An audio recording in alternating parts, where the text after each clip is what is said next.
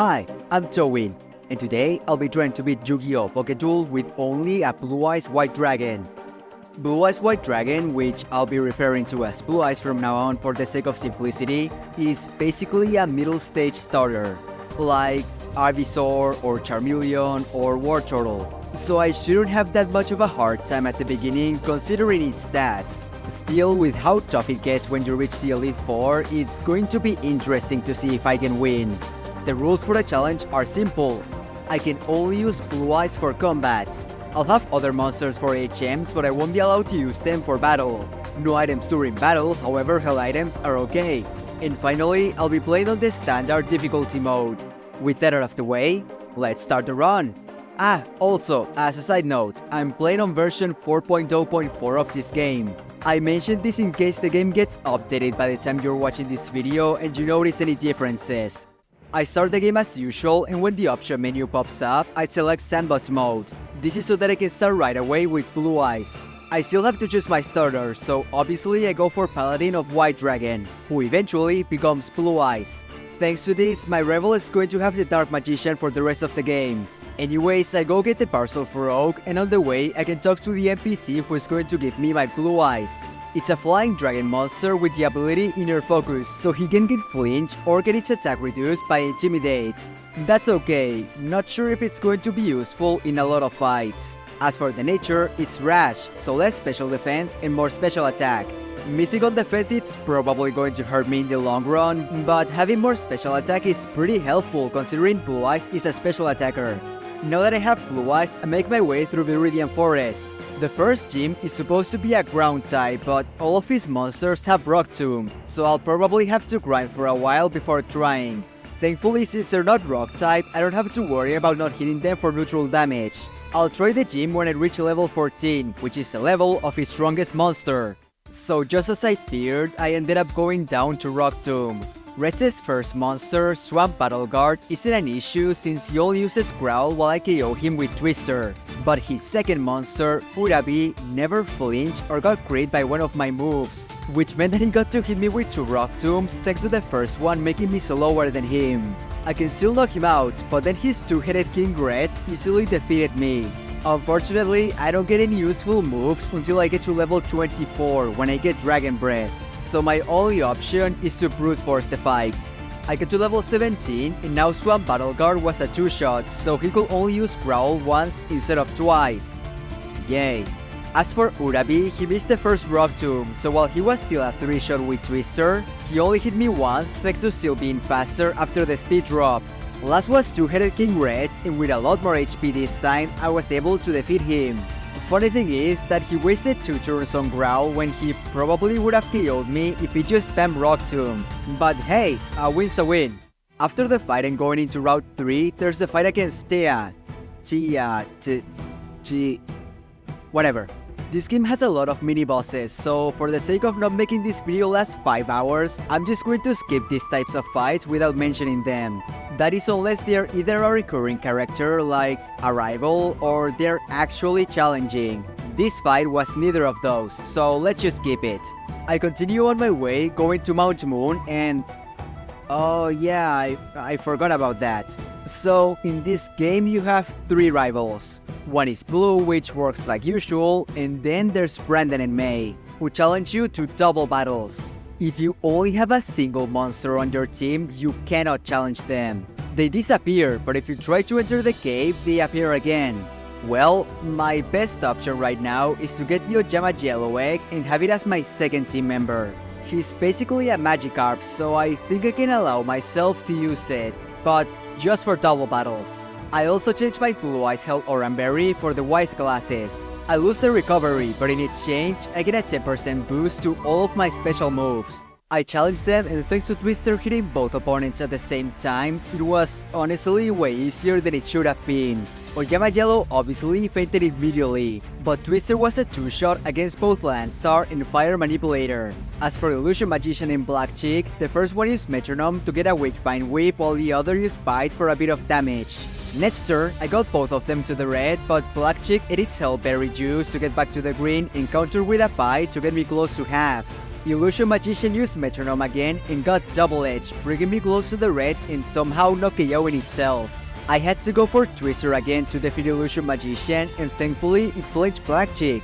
He did a last-ditch effort using Quick Attack for a bit of damage, but Wing Attack was enough to defeat him.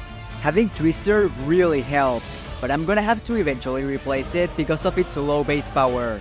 Hopefully I can get another move that hits both opponents and does decent damage, because there's a lot more double battles coming up. With that fight out of the way, I can now go into Mount Moon. Not much happens there. I get some TMs that I'll never use, witness someone getting banished to the Shadow Realm, get the Dawn Fossil, and I get the left arm of Exodia. You know, regular stuff. Rebel Fight. He starts with Kuribo, and while my Wing Attack does pretty good damage, his rollout doesn't do much, so he gets easily KO'd. Next is Urabi, and just like with Kuribo, I did good damage while his Scratch didn't do much, so another easy KO. Third is the Dark Magician Girl. I switched to using Bite since it does super effective damage, and while I did half, she used Charm to lower my attack. Seeing that, I started using Twister hoping for flinches, and it barely doesn't KO her. She counters with Draining Kiss to get some HP back and get me to half, but since the recovery didn't get her that much HP, another Twister knocked her out.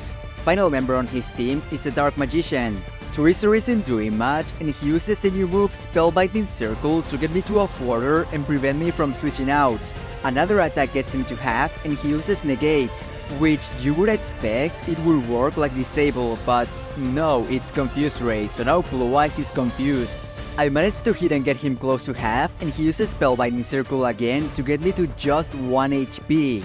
With this, Blue Eyes is able to hit through the confusion again to defeat my rival. Now, usually what you would do now is go through Nugget Bridge and go to Bill's house to get the SSN ticket. But in this game, there's a twist. See, in this game, Bill is a Kuribo addict, and he transformed himself into one. Now, somehow you turn him back into a human and he battles you for it. I mentioned previously that if the fight wasn't relevant, I wasn't going to mention it, but this one was kind of hard. He starts with Kuribo, and I use my new Dragon Breath to get him to a sliver and paralyze him. Like on the blue fight, he counters with a weak rollout, so he goes down. Next, he sends his evolution, Kuribabylon. Dragon Breath does half, and he lowers my speed with Scary Face. That might be an issue. He now outspeeds and does some damage with Aerial Ace before going down. Third on his team is another evolution of Kuribo, Wing Kuribo. He uses Wing Attack to get me to half, while I also get him to half with my attack. He then, for the first time after a lot of tries, uses U-turn to do a bit of damage and switch out. This is a very stupid move, because his last monster is Alligator Sword Dragon, and as the name implies, it's a dragon type. So when he hits the field, he gets immediately OHKO'd by my Dragon Breath. Wing Kuribo comes out again, and after doing some damage with Wing Attack, a Dragon Breath knocks him out. Other attempts were lost to Alligator Sword Dragon. Because of the fact that my speed was lower, he could just outspeed and defeat me with a super effective dragon move. I have no clue as to why he decided to go for U-turn now, but I'm not complaining. Going into the water gym fight against Mako, it was extremely easy. It was probably because I was a bit over-leveled. And also the fact that I paralyzed his ace monster on turn 1. But with them having ice-type moves, better safe than sorry. Next is the SSN, and thanks to Blue Eye's new signature move, White Lightning, it was incredibly easy. It's a move that's just as strong as Thunderbolt, but with a bit less accuracy, so until I get a TM for Thunderbolt, it's going to work as my electric type coverage move. As for the third gym fight against Mai, this might seem like an easy one considering what I just said of obtaining White Lightning, and on this attempt, it was kind of easy, but her Harpy Pet Dragon required a crit. Since if it landed a Dragon Breath, it left me without much HP, and a lot of her monsters could mess me up before her ace. Harpy Lady can set up Tailwind, Sonic Pearl can use ice moves, and Wing Kuribo can use John. And even when it got to her ace Harpy Lady sisters, she survived an attack with a sliver of HP and hit 2 Cyber Slashes to leave me also on the red. And I got lucky there, because that's a high crit chance move that didn't do that during this fight. With that done, usually you will just go through Rock Tunnel and go straight to challenge the 4th gym. But above Lavender Town, there's a secret base for the evil team of this game, and you have to beat it if you want to make more progress. So going through it, eventually I reached the end and fight against the boss Orion. And once again, it wasn't hard. I should also mention that I got Air Slash to replace Wing Attack, which is a special move with 75 base power, so stronger than Dragon Breath. That might have contributed to my easy victory.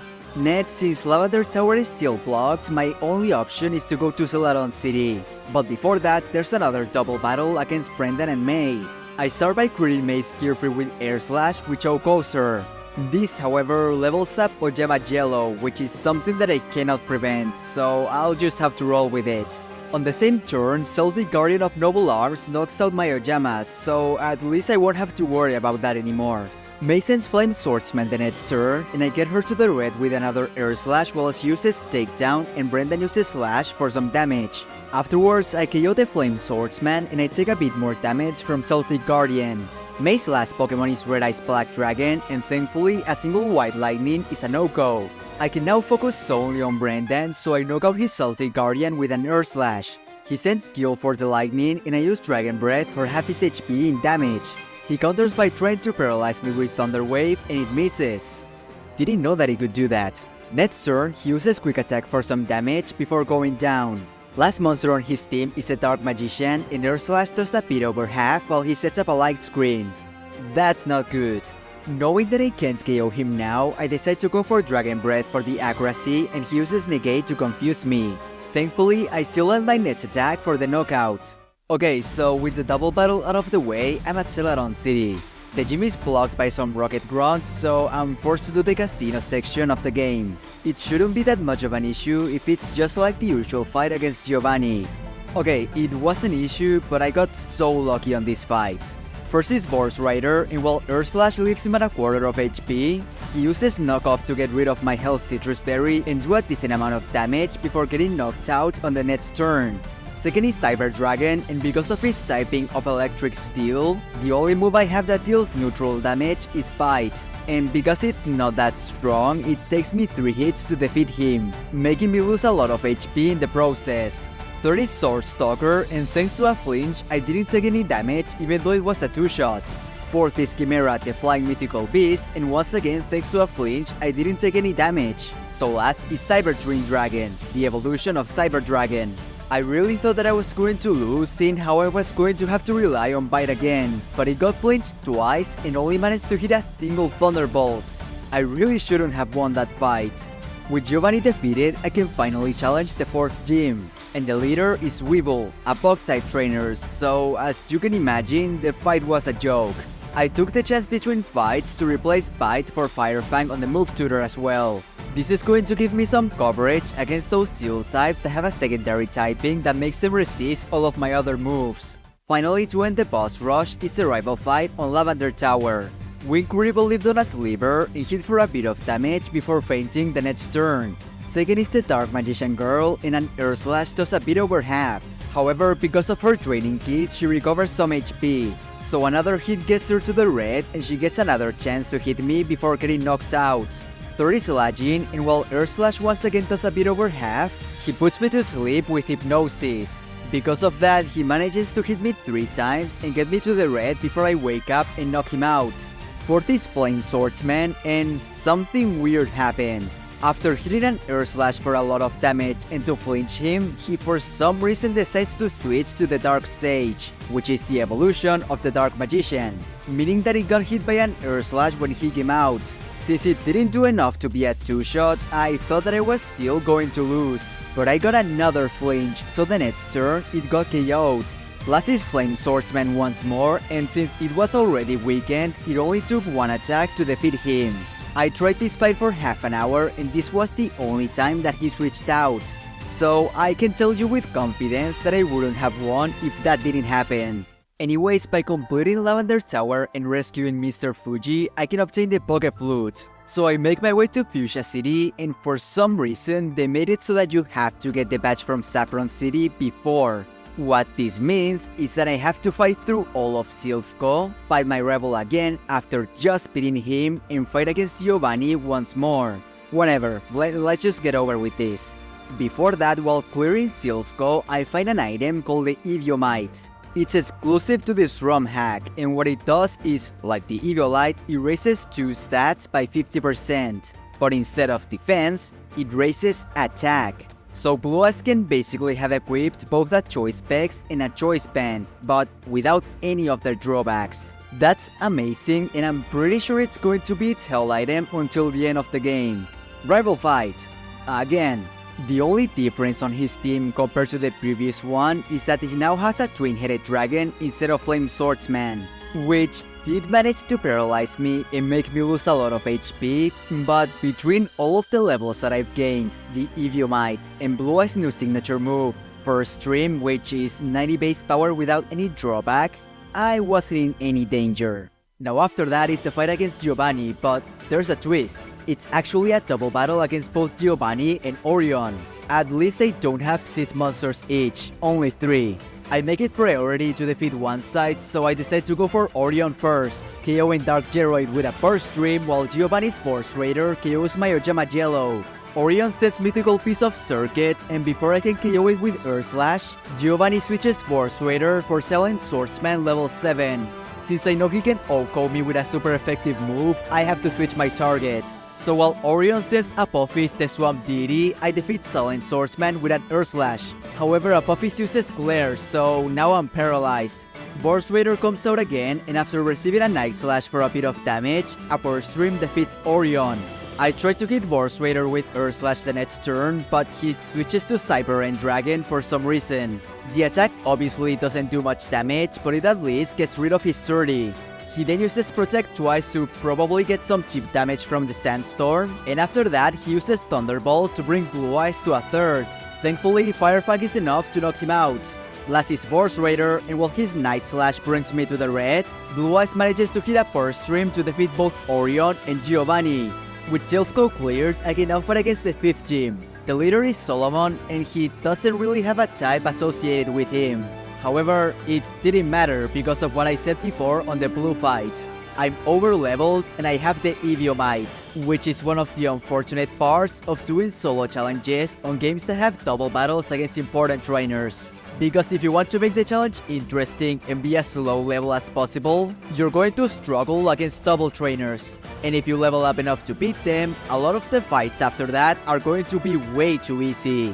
Hopefully the next fight isn't another double battle. Oh, god damn it. So yeah, next fight is a double battle against the twin Sparadots. And for once, I can't win a fight. I need to start by OHKOing Moki Moki King because it's basically a slacking.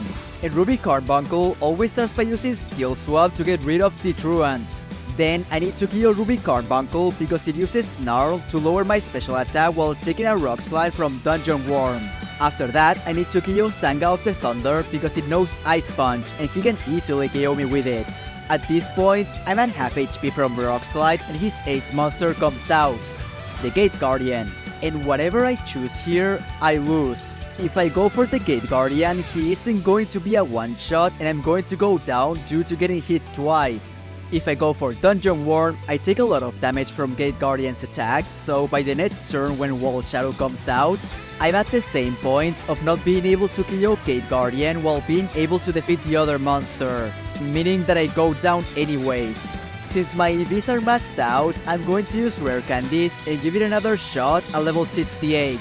Okay, so I actually had to try at level 70 because Gate Guardian was still surviving on a sliver at Burst Stream. However, after getting to 70 like I mentioned, I was able to one-shot him. So all that was left was Dungeon Worm and Wall Shadow while I was still at half HP. I OHKO'd Dungeon Worm with Air Slash and Wall Shadow used Shadow Punch for a bit of damage. Then he used Sucker Punch to get me to the red and a final Air Slash ended the fight. In retrospective, I probably should have used Burst Stream instead of Air Slash because of the accuracy, but who cares. Next, I went to Cinnabar Island to fight the next gym, but the entrance to the Pokemon Mansion is blocked by a Konami executive that tells me that I should go to their headquarters. Which, if you don't know, they are the people that make the Yu-Gi-Oh cards. So I go and make my way through the top where the president of Konami is waiting. He challenges you to a duel in which he uses the ace monsters of the 6 gym leaders that you've already challenged. However, since the previous fight was a double battle, I'm pretty over-leveled. So almost everyone was a one-shot. At least I got to banish him to the Shadow Realm. Afterwards is the fight against the 7th gym leader, Darts, an Ice-type specialist. You might think that I'm going to be at a disadvantage for being a Dragon Flying type. However, like I mentioned, and I'm really tired of saying this, Blue Eyes is over-leveled, so he can brute force the fight and one-shot every member on his team. The 8th gym leader is Bakura, and it's the same story, although this time I got an opponent that put on more of a fight. Change of Heart could have done some damage, but she got flinched, so she was at 2 shots. Exodia Necros also survived a hit, so he managed to hit a Spirit Lock for a 3rd before fainting. Black Magician of Chaos didn't even survive a single hit, so I took no damage there. King of the Skull Servant survived a burst stream, so he get a Shadow Bond for some damage, as well as a priority Shadow Sneak before getting KO'd. Now, I've already received a lot of damage, like Blue Eye's current HP is at a 4th of his mats, but that's as far as Bakura goes, as even though he has 2 other monsters, neither of them is able to hit me. The same cannot be said about the last rival fight, as for some reason his monsters are of a lower level than Bakura. That meant that almost all of Blue's monsters were one-shots, and that the only damage I took was from the Sandstorm that Black Tyranno summoned with his ability, a priority extreme speed from Thunder Dragon Titan, and a dark magic attack from the Dark Sage. Well, with all the patches acquired, all that's left is to go challenge the league. Before that, I decided to replace Earth Slash for Hurricane thanks to the move tutor. It's way less accurate, but the damage increase is going to hopefully make up for it. I'm also not going to bother with grinding since I have the rare candies. So this is my final move. Oh wait, no. There's one last battle before the Elite Four, and it's another freaking double battle. This time against both Reds and Weevil. It wasn't a hard battle, even though they got me to a sliver of HP. But that was only because of Hurricane missing and missing on a KO for using Burst Stream instead of Hurricane. I also had to switch Oyama Yellow for a low-level monster that could use Surf since I needed it to get to Victory Road. It couldn't do much because it got immediately KO'd, so I don't think it really mattered. Now with everything out of the way, the final moveset of Blue Eyes is White Lightning, Hurricane, Burst Stream, and Fire Fang. All of them boosted by the health Eviomite. Let's see if I can beat the league. First member of the Elite Four is Pegasus. He starts with Manga Ryu Ran, and Hurricane is a one-shot. Next is Toon Blue Eyes White Dragon, and Hurricane is also a one-shot. Third is Toon Summon Skull, and because he resists Hurricane, I go for Fire Fang. He manages to survive and hits back with a Play Rough that does almost half. Next turn, he gets knocked out. Fourth is Toon Dark Magician Girl, and I go back to Hurricane one-shots. Fifth is Thousand Eyes Restrict, and he also resists Hurricane, so I go for Burst Stream, and he gets to the red while he hits an Ancient Power to also leave me on the red. That means that my next attack KOs him. So last is Relinquished, and it's another one-shot with Hurricane. Second member of the Elite Four is Joey. He starts with Red Eyes Metal Dragon, and I use White Lightning since it was my best option, but he switched to Guilford the Lightning, who is immune to electric moves thanks to his ability. It didn't really matter since a single Burst Stream defeated him. He sends Red Eyes again, and he didn't switch this time. So while I hit a White Lightning, he retaliated with a Dragon Claw for a 4th of my HP. Next turn, he goes down. Third, he seems Gearfried the Swordmaster, and from previous attempts, I know he has Ice Punch, so I don't risk it and just go for Burst Stream for the KO. Fourth is Meteor Black Dragon, and Burst Stream is a one-shot. Fifth is Dark Flare Knight, and he used priority Shadow Sneak for a bit of damage while Blue Eyes got him to a sliver. Next turn, I got hit again before knocking him out. Last is Jinso, and Burst Stream does half while his Cyber Shock leaves me on the red. I don't want to risk missing on a KO, so I go for a super effective Fire Fang that thankfully lands and defeats him. Third member of the Elite Four is Marik, and I tried this battle way too many times without success. His first monster, Lava Golem, survives an attack and hits back with both a Power Gem and a priority Accelerock to bring Blue Eyes to the red. After that, he sends Apophis, the Swamp Deity, who can have Sandstream as an ability to eventually knock me out. And if he doesn't, he also has Masked Beast the Scardius, who also survives a hit and easily defeats me. Because of this, I decided to use a couple of rare candies and get Blue Eyes to level 83. With this, Lava Golem was a one-shot, the Scardius was a one-shot, Humanoid Worm Drake was a one-shot, Apophis was a one-shot, and King of the Skull Servants was a one-shot. His last monster is the Winged Dragon of Ra, and while White Lightning brings him to the red, he uses his signature move, Phoenix Form, which was boosted by the sun to do a third of my HP. Fearing that I was going to miss, I used First Stream, and thankfully it was enough to knock him out. Last of the Elite Four is Kaiba, and I was expecting this battle to be an epic one, like it's Blue Eyes White Dragon against Kaiba, but no. Kyosaryu was a one-shot, Chaos Emperor Dragon was a one-shot, XYZ Dragon Cannon was a two-shot, but he didn't do that much damage. Five-Headed Dragon was a one-shot, Blue Eyes Ultimate Dragon was a one-shot, and even Obelisk the Tormentor was a one-shot. Now, something that I didn't mention was that I didn't use the Eviomite for this fight. That's because XYZ Dragon Cannon survives a hit and uses Thunder Wave to instantly lose me the fight. So I replaced the Eviomite with a Cherry Berry to heal paralysis, but he never went for it, and I still won. So maybe I really didn't need the Eviomite after all. Just in case, I'm going to equip it again. Don't want to get too overconfident. Finally, it's the champion fight, and if you were expecting the rival, I have some bad news for you, because the champion of this game is Yugi. First, he sends a Dark Sage and he falls to a single Hurricane, however, that was a range, so it took a couple of tries to get it to work. Second is Exodia himself. He gets confused and brought to the yellow with a Hurricane, however, he still manages to hit a Psychic for decent damage. Next turn, he goes down. Third is Lifer the Sky Dragon, and thanks to his Dragon typing, a single First Stream knocked him out. Fourth is Valkyrion the Magna Warrior, and because I didn't have any good moves to use against him, I had to ditch Blue Eyes Earthquake to replace Fire Fang, and this was enough to get an OHKO. Fifth is the Dark Paladin, who was a one-shot with Hurricane, and last is Blackluster Soldier, who after hitting a weak fake out that was ignored by Blue Eyes' ability, was KO'd by 2 Burst Streams. That was a pretty interesting challenge. Like I said a couple of times, the double battles made the difficulty curve a bit weird. But I guess that's my fault for playing a game that's supposed to be beaten with a team with just one monster. So if I ever do another challenge on this game, it's going to be a team run instead of a solo one. Still, I had a ton of fun playing this game again, especially for getting the chance to say the names of the monsters out loud. Anyways, for next time, I'll be back to the regular Pokemon runs, as I'll be trying to beat Pokemon Fire Red with only Pok moves. I already did it on the original game, so it'll be interesting to try and beat Kanto again, but this time with new moves and a more difficult AI. I'll also get the chance to use some Pokemons that I couldn't before, so it's going to be interesting to see what team I end up with. If you like this video, you can either check the playlist on the left of the screen that has my full playthrough of my first time playing this ROM hack, which you can also find the link to in the description in case you want to download it. Or you can watch the video that's recommended to you on the right. Anyways, that's all I have for now. See ya!